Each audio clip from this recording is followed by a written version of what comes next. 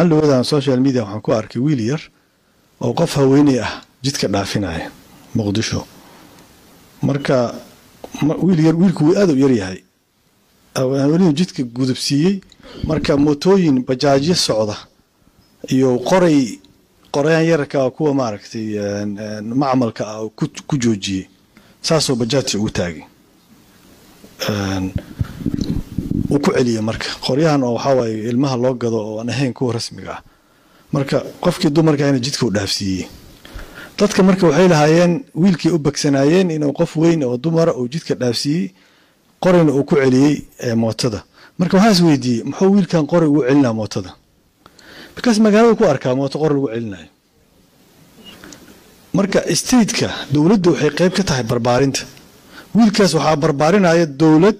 askarteeda ay bajaaj ku celiso qoray laakiin marka ka soo baxa dalka Kenya timaado dalka dariskeena ah askarigu qof qoray kuma celiyo dalkiisu ku celiyaa